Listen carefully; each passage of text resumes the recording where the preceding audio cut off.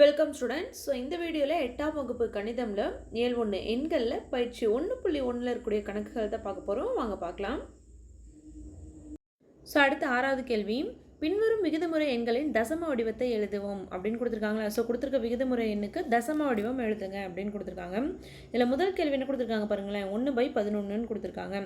அப்போது கொடுத்துருக்க விகிதமுறை என்ன நம்ம தசம வடிவத்தில் எழுதுகிறோம் அப்படின்னா நமக்கு கீழே என்ன இருக்கணும், நம்மளோட பகுதி கீழே வந்து நமக்கு 10, 100 அல்லது 1000 அப்படின்னு இருந்துச்சு அப்படின்னா தான் நமக்கு ஈஸியாக இருக்கும் இல்லைங்களா. அப்போ நம்ம பகுதியை 10, 100, 1000 மாற்ற முடியுதான்னு பார்க்கணும். அப்போ 1/11 கீழே என்ன இருக்குது, 11 இருக்குது. அப்போ 11 எதை பெருக்குனாலும் நமக்கு என்ன வராது, 10, 100, 1000 வராது. அப்போ இதனால் என்ன பண்ணுறோம், 11 1 வந்து வகுக்கிறோம். 11 வாய்ப்பாடில் என்ன ஆகாது, 1 வராது. அப்படிங்கிறனால ஒரு புள்ளி வச்சு ஒரு 0 போடுறோம். அப்போ 11 1 என்ன தான் வரும், நமக்கு 11 தான் வரும். ஆனால் இங்கே என்ன இருக்குது, 10ன்னு இருக்குது. அப்போ 11 வாய்ப்பாடில் நமக்கு 10 வராதுங்கிறனால நம்ம இங்கே ஒரு 0 இன்னொரு 0 சேர்த்தோம் அப்படின்னா மேலே என்ன பண்ணிப்போம், ஒரு 0 போட்டுப்போம். புள்ளிக்கு முன்னாடியும் 0 இல்லைன்னா 0 போட்டுப்போம். அப்போ 11 வாய்ப்பாடில் 100 எத்தனை தடவை வரும் அப்படின்னா 9 தடவை 99ன்னு வரும். அப்போ 100ல் 99 போச்சுன்னா மீதி என்ன இருக்கும், 1 இருக்கும். ஆல்ரெடி உள்ள புள்ளி வச்சதுனால நான் என்ன பண்ணப்போம், ஒரு 0 மட்டும் போட்டப்போம். இங்கே 11 இருக்குது, இங்கே 10 இருக்குது. 11 வாய்ப்பாடில் என்ன வராது, 10 வராது. மறுபடியும் மேலே ஒரு 0 போட்டு இங்கே என்ன பண்ணிக்கிறோம், ஒரு 0 ஆட் பண்ணிக்கிறோம். அப்போ மறுபடியும் 11 × 9 99ன்னு வரும். மீதி 9 இப்படியே வந்துகிட்டே இருக்குங்களா. அப்போ நம்ம இதுலேருந்து என்ன சொல்லலாம், 0.0909 தான். அப்போது நமக்கு விகிதமுறை என்ன இருந்துச்சு, நமக்கு தொகுதி பகுதி மேலே கீழே இருந்து நம்ம என்ன பண்ணிட்டோம், தசம எண்ணா மாற்றியாச்சு. அப்போ தேர்ஃபோர் 1/11 நம்ம தசம எண்ணா மாற்றினா நமக்கு என்ன ஆன்சர் கிடைக்குது, 0.0909.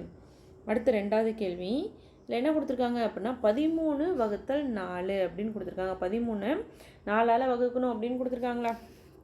அப்போ என்ன பண்ணுவோம், நம்மளோட பகுதியை கீழே இருக்கிறது வந்து 100 ஆக்க முடியுமா அப்படின்னு பார்ப்போம். அப்போது 4ஓட எதை பெருக்கணும் அப்படின்னா நமக்கு 10 வரும்னு பார்க்கலாம். நமக்கு 4 2 8 4 3 12 தான் வருது, நமக்கு 10 வரல. அப்போ 100 வருமானு பார்த்தோம் அப்படின்னா 4 × 25 நமக்கு 100. அப்போ என்ன பண்ணுறோம், கீழே நம்ம பகுதியை 25ஆல் பெருக்கணும் அப்படின்னா தொகுதி 25ஆல் பெருக்குவோங்களா. அப்போ 4 × 25 100ன்னு வந்துருச்சு.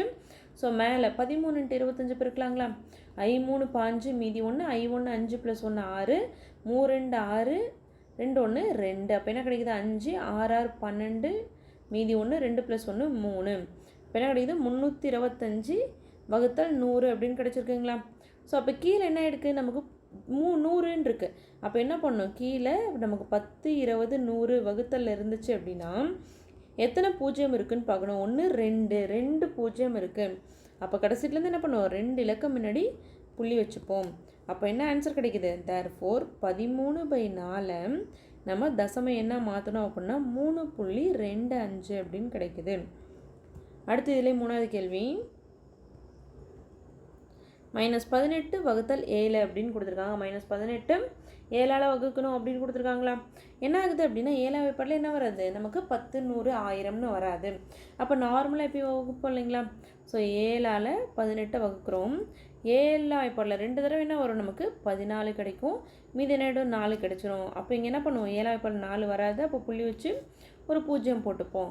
ஸோ 7ஆம் வாய்ப்பாடில் 40 வருமானம் வராது. 7 5 என்ன தான் வரும், 35 தான் வரும். ஸோ 40ல் 35 போச்சுன்னா மீதி 5. 7ஆம் வாய்ப்பாடில் 5 வராது. ஆல்ரெடி ஒரு புள்ளி வச்சுனால ஒரு 0 ஆட் பண்ணிக்கலாங்களா. ஸோ அடுத்து 50 வராது. 7 என்ன வரும், 49ன்னு வரும். மீதி 1 இருக்கும். ஸோ 7ஆம் வாய்ப்பாடில் 1 வராது. ஆல்ரெடி புள்ளி வச்சனால ஒரு 0 ஆட் பண்ணிப்போம். 7 1 7ன்னு வந்துடும். மீதி 3 இருக்கும். ஸோ ஆல்ரெடி ஒரு புள்ளி வச்சனால ஒரு 0 ஆட் பண்ணிப்போம்.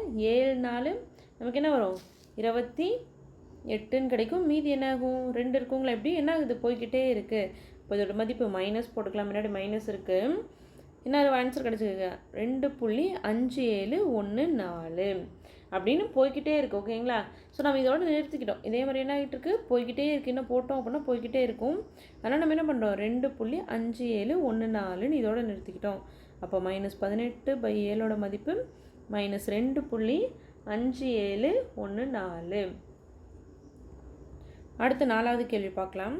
இதில் 4வது கேள்வி என்ன கொடுத்துருக்காங்க அப்படின்னா 1 2/5 அப்படின்னு கலப்பு பின்னமாக கொடுத்துருக்காங்க. அப்போ கலப்பு பின்னம் என்னவா மாற்றோம், ஃபஸ்ட்டு பின்னமாக மாற்றோம். அப்படின்னா என்ன பண்ணுவோம், இதுதான் நம்மளோட முழு எண், இது நம்மளோட பகுதி, இது தொகுதிங்களா. ஸோ அப்போ முழு எண் பெருக்கல் பகுதி ப்ளஸ் தொகுதி பை பகுதியா, இதுதான் நம்மளோட ஃபார்முலா. அப்போ முழு எண் இருக்க இடத்துல நமக்கு 1 இருக்குது, பகுதி இருக்க இடத்துல 5 இருக்குது, தொகுதி இருக்கிற இடத்துல 2 இருக்குது, பகுதி இருக்க இடத்துல 5 இருக்குது. அப்போ போடலாங்களா? முழு எண் பெருக்கல் பகுதி. அப்போ 1 × 5 கூட்டல் தொகுதி என்ன 2 வகுத்தல் பகுதி. அப்போ 1 × 5 வரும், 5ஓட 2 கூட்டுறோம், வகுத்தல் 5. இப்போ 5 + 2 7/5 அப்படின்னு கிடைக்குதுங்களா? இப்போ என்ன கிடச்சிருக்கு? 7/5 அப்படின்னு கிடச்சிருச்சு. இப்போ இதோட மதிப்பு என்னன்னு கேட்குறாங்க. அப்போது நம்ம வகுத்தலில் இருந்துச்சு தசம என்ன மாற்ற சொன்னாங்க அப்படின்னாவே நம்ம கீழே இருக்கக்கூடிய பகுதி 10 100ஆக மாற்ற முடியுமா அப்படின்னு பார்க்கலாம். 5ஆவது பட்டில் 10 வருமா அப்படின்னா வரும். ஸோ எத்தனை தான் வரும்? I 2 10ங்களா? அப்போ மேலே இருக்க 7 கூடயும் என்ன பண்ணுவோம்? 2ஆல் பெருக்குங்களா? அப்போ 7 2 14 வகுத்தல் I 2 10ன்னு வந்துருச்சு. அப்போ வகுத்தலில் நமக்கு 10 100 1000 இருந்தால் தொகுதியில் என்ன இருக்கோ மேலே என்ன இருக்கோ அதை அப்படியே போட்டுப்போம். கீழே எத்தனை பூஜ்ஜியம் இருக்குதுன்னு பார்த்தா அத்தனை இலக்கம் கடைசியிலேருந்து புள்ளி வைப்போங்களா? இங்கே ஒரு பூஜ்ஜியம் இருக்குது. அப்போ ஒரு பூஜ்ஜியம்னா கடைசியிலேருந்து ஒரு இலக்கம் முன்னாடி புள்ளி வைக்கிறோம். அப்போ 1 2/5ஓட மதிப்பு தசம என்ன மாற்றணும் அப்படின்னா 1.4 தான் விடை. அடுத்ததுல 5வது கேள்வி -3 1/2. அப்போ மைனஸ் அப்படியே இருக்கட்டும். அடுத்து என்ன பண்ணுவோம்? கலப்பு பின்னமாக அந்த பின்னமாக மாற்றுவாங்களா? அப்போ முழு எண்ணும் பகுதியும் பெருக்கி 1ஓட கூட்டுவோம், தொகுதியோடு கூட்டி வகுத்தல் பகுதிங்களா? ஸோ பகுதியில் 2 இருக்குது. அப்போ இதை போட்டால் என்ன ஆகும்? நமக்கு மைனஸ் முன்னாடி இருக்கட்டும், 3 2 6, இங்கே +1 இருக்குது, /2ன்னு வந்துடும். அப்போ என்ன கிடைக்கிது? -7/2ன்னு கிடைக்கிது. -6 + 1 7 வகுத்தல் 2ன்னு கிடைக்கிது. அடுத்து என்ன பண்ணுவோம்? நம்ம வகுத்தலில் இருக்கிறத பின்னமாக தசம என்ன மாற்றணும் அப்படின்னாவே கீழே நமக்கு பகுதியை 10 100 1000க்கு இது பண்ணுவோங்களா? மாற்றுவோங்களா? அப்போது 2ஆவது பட்டில் 10 வருமா அப்படின்னா 2 × 5 10. அப்போ மேலே தொகுதி என்ன பண்ணுறோம்? 5ஆல் பெருக்கிறோம், மைனஸ் போட்டுக்கலாம். 7 5 35 I 2 10. அப்போ என்ன கிடச்சிருச்சு? நமக்கு பகுதியில் 10 அப்படின்னு வந்துருச்சுங்களா? அப்போ மேலே என்ன எண் இருக்கோ அதை அப்படியே போட்டுப்போம். கீழே எத்தனை பூஜ்ஜியம் இருக்குன்னு பார்க்கணுங்களா? ஸோ ஒரு பூஜ்ஜியம் இருக்குது. அப்போ கடைசியிலேருந்து என்ன பண்ணுவோம்? ஒரு இலக்கம் முன்னாடி புள்ளி வைப்போம்.